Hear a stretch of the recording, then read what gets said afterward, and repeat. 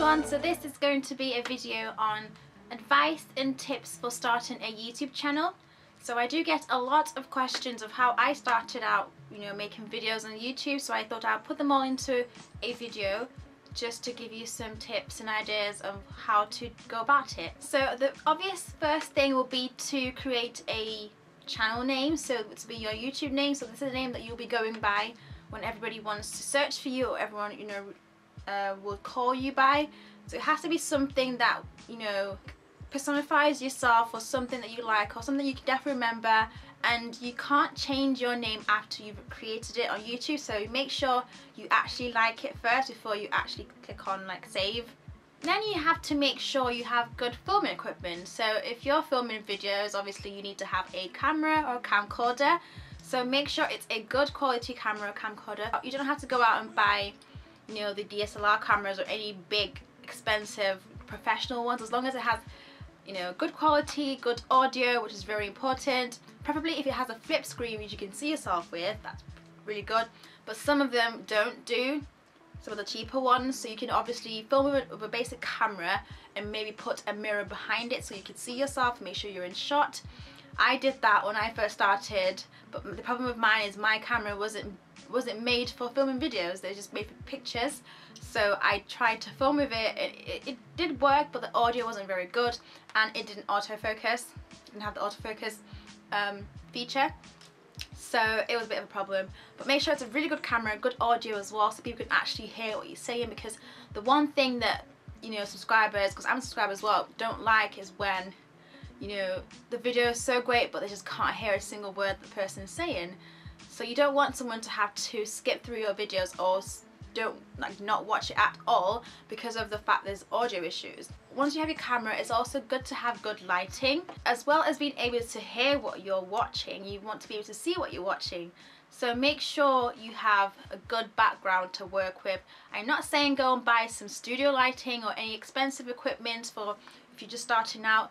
As long as it's a nice background, probably if you can film in front of a white wall or something that's light, so it would definitely make you stand out more. If there's so much going on in the background, it might lose focus on you. You can film with a lamp or film with daylight. I normally film with natural light, but in the season it is right now, it's pretty dark literally all the time, and so I film, like right now it's really late at night, I can still film because I've got some studio lighting. But if you can get some sort of lighting equipment that's not too expensive, then I would suggest you do so as well. But you can also you can film with a lamp, maybe positioning your lamp somewhere that the light will be facing you, so you stand out. It's just a matter of playing around with it. It takes me a while sometimes to try and focus my light stand and my camera and everything to make sure you can see me properly. So make sure you have good lighting as well, because that's very important. And especially if you're showing people like tutorials or showing people products, they want to be able to see what you're showing them. Now you're trying to figure out what to film. So if you already watch YouTube videos and you do know the kind of videos that are on YouTube, so if you're into beauty, there's makeup videos, tutorials, reviews, that sort of thing, get ready with me. And then there's a fashion side, there's like what's in my bag, my so and so collection, vlogs as well. So it's really up to you what you're basing your channel on. If you're basing your channel on just makeup related stuff, then obviously it will be makeup tutorials. I'd probably say start with your foundation routine as your first video, or you might even want to film an introduction video first, just to introduce yourself to YouTube. I didn't do that, I just went straight into filming. But it really is up to you what you feel could be your first video. It could even be an outfit of the day as your first video, or just anything, just as long as it's something that pertains to your channel. If your channel is a fashion related channel, then outfit of the day, haul, or what you've recently bought, something like that. As well as wanting to make your videos a lot more professional, just a bit more neatened up, you want to have a good editing software. So when you do first start out, there's a lot of rambling, a lot of mistakes you make. I still do them to this day. So what I do is I edit my videos. So if you're on a PC, the basic editing software is Windows Movie Maker, and that's pretty basic. I still use that right now because I don't have a MacBook or anything. If you have a MacBook, or if you can get hold of one, there's iMovie. There's also Final Cut Pro as well and other ones. But I think you can still get other editing softwares with a PC. It just makes your videos, you know, not drag on for so long, and you get straight to the point, because people don't want to watch really long videos where there's a lot of pauses or you have to go and get something. It's nice to have everything set before you start. So basically, say for instance if you're filming a makeup tutorial, it's good to have all your makeup items out, you know, in front of you, so you won't have to go looking for each thing. I used to do that as well. Like, I had all my makeup in my makeup bag, so I'd have to, you know, obviously I edited this bit out, but I had to go and look for them and try to find them, and didn't look very nice and professional. So you want to have everything out so you don't have to go look for them. Now with editing, especially depending on what camera you use, if it's a HD camera, it can take a long time, but as you go on, you become used to it. That's the only downside about filming, the editing and processing time. It takes forever. If you follow me on Twitter, you know what stress I go through just to put up a video. And I think the longer the video is, the longer it takes, but sometimes I think you can actually compress the videos and stuff. That's what you're going to have to deal with, the editing time and processing. But in the end, it's definitely worth it.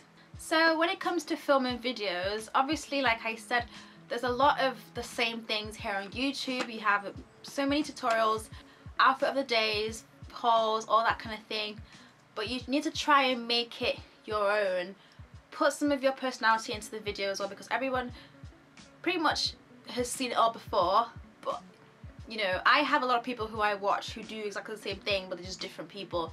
But each of them still stand out in a way, so you need to be able to stand out so people can, you know, want to keep watching you, you know, and that sort of things. Don't try and be someone that you're not. Make sure you're actually being yourself, because that's what people want to see. People don't want to see copies or replicas of other people here on YouTube as well. And people don't want to see people who are really fake and just sort of have to play up to the camera. So just be yourself, even if you're very quiet. I'm a quiet person in real life, in person, you know, it doesn't matter. So just be yourself, and people will like you when they see the real you. People ask me, so how do I get so confident to film in front of a camera?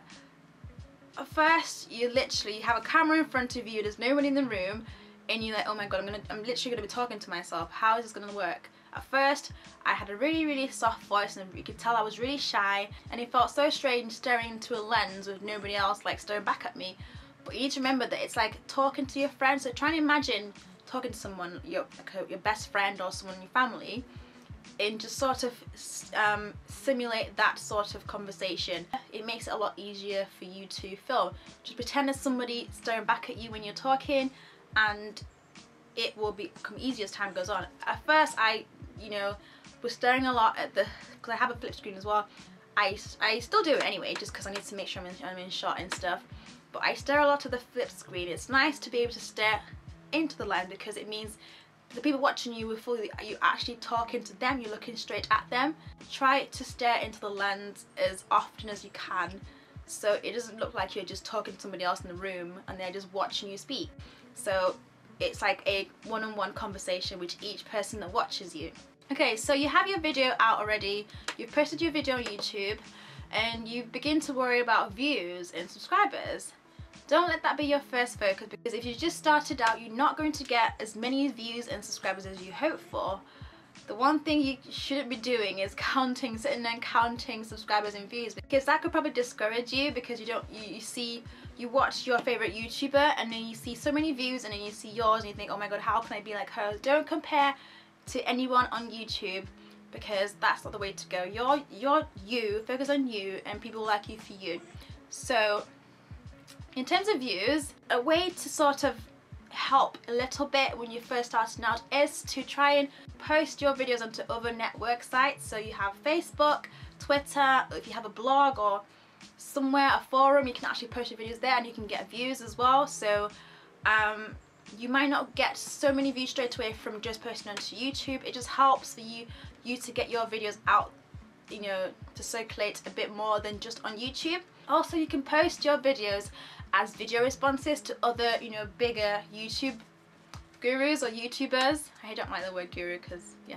And the bit where you leave a comment for each video, once you start typing, on the right hand side it says, I think, send or post as video response.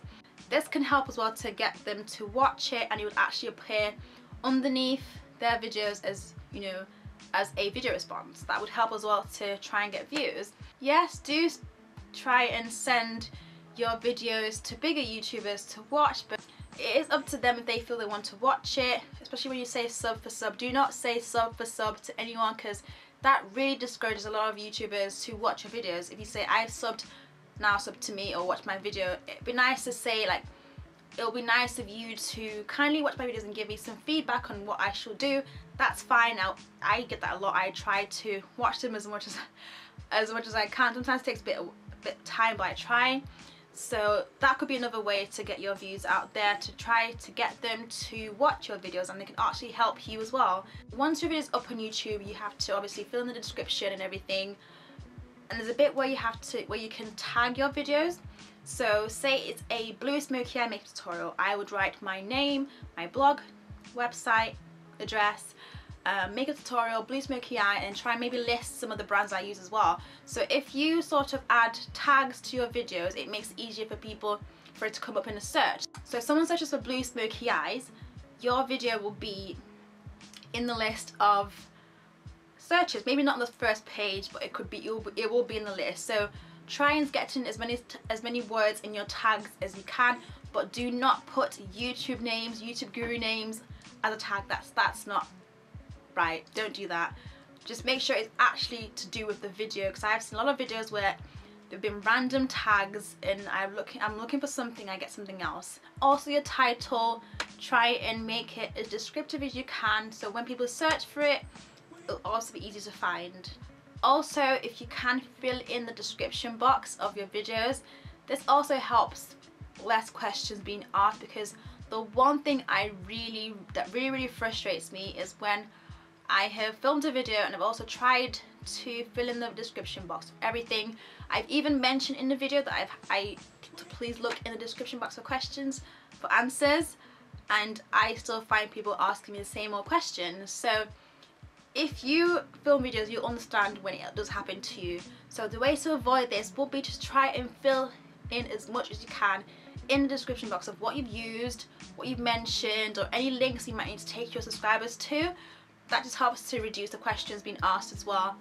That's just the only thing I really don't like, when we've really spent time to, you know, to write out a lot of things in the description box and people don't bother to look, you know. So try and do that as well. So it just makes it easier for people to, they'll know that you know, are very helpful as well, and yeah, their questions are being answered. Try to be as consistent as you can, because it's nice to look forward to someone's videos in your sub box. If you're not want to film very much, it might be for a different reason, that's fine, but if they know that you do this a lot as a hobby or whatever, and it's nice to be able to try and film as consistently as you can, so it just keeps people aware of you and everything, and you don't get forgotten. Because I have so many people in my subscription box that I can't remember subscribing to because they haven't filmed in like 2 or 3 months, but they're obviously for different reasons. But if you can, try and be as consistent, you know, with uploading new videos. If it's maybe that you choose a day of the week where you want to film something, then do that maybe every Wednesdays or every Fridays or every Saturdays, that sort of thing, so it's consistent. If you can do it every single day, then that's great, you know. But people always ask me, how do I get companies to send me products? Mainly hair companies. I've never ever emailed a company to ask for anything, because I feel that's kind of weird. I don't feel that's kind of right to do, because it just makes you look like you're actually just wanting their products for free, not because you actually want to help to review their products. So don't ask people for reviews and stuff like that. Obviously it takes a bit of time to build up your credibility on YouTube for people to actually contact you, but that's when filming a lot of videos come in. If you film as many times as you can, your videos are out there, are circulating out there a lot more. So this gives the opportunity first for companies to send you emails to ask for reviews and stuff like that. So I don't ask people for reviews, I get emailed, and like I said in a previous video, that I only choose the ones I feel will benefit me and you as well. And don't just accept any free stuff, because your subscribers as well would have an issue with that. So your subscribers are sort of the main focus, so you want to be able to show them something or talk about something that they're actually going to be interested in, not just because it's free, you know. So pick and choose the companies that you want to review, and try and be as honest as you can, because when you get free stuff you automatically think you have to be nice to them, you have to say something positive all the time, but that's not right, because you are reviewing something to show your subscribers, and if you say something is good when it's not, they're going to go and buy it and see that it's not, and they'll be really upset with you that you've basically misled them, and you won't be seen in a good light after that. So even if it's something that's free, you have to give your honest opinion about it. So don't be all it's amazing, it's great if it's not, because that's not really putting you in a good position at all.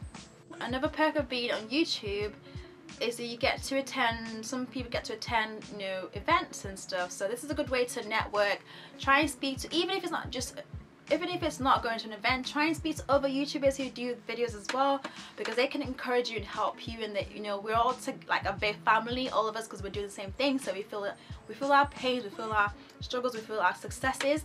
So try and, you know, email or talk to them on Twitter, or ask them, you know, any questions or anything. Just try and get a rapport going with other YouTubers, and yeah, just try to network a bit more. I know some people probably just film, just spare time or whatever, or don't have anything they want to do with their videos. Some people do. So depending on where your goal is with your channel, still try and network with other people as well, because this can also help you, and you can put your name out there as well. Now the big question I get a lot is, how do you deal with haters? First of all, you're always going to get haters. Even if you're not making YouTube videos, there are haters out there in school, at work, everywhere. It's the way of life. Not everyone's going to like you for what you do. People are just going to have a problem with you because they do, not because there's something wrong with you. It's just some people just want to hate for the sake of it, because they can. It's YouTube. You're not face to face, so they can type whatever. And some people hate it because they don't like something about, you know, they have a preference and you're not fitting their preference or their criteria, so they will comment away. Don't take it to heart. At first it might feel a bit hurtful, because people do actually go overboard with their comments.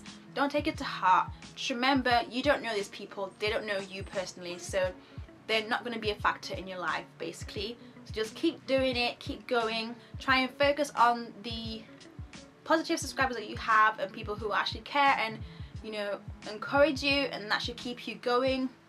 The reason why sometimes I do bring up the haters is because some things need to be said for future occurrences not to happen. I mean, it probably still will, but at least people are aware of how you feel and where you stand on a certain issue. Just keep doing it, because it's for you. You're the only one that really matters. How you feel about yourself that matters. So just keep doing it and try and ignore them. Basically enjoy yourself. This isn't a strict job type thing where you have to work non-stop and be so serious. Please don't take it so seriously. You know, obviously you want to have like a semi-professional way of doing things so people will take you seriously. It's not that serious. Just be yourself and just have fun with it, and just show people your personality, and people will like you for that as well. So that's really it. I hope I have not missed anything. If you want to find out anything, let me know. So thank you so much for watching, and I'll speak to you in the next video. Bye guys.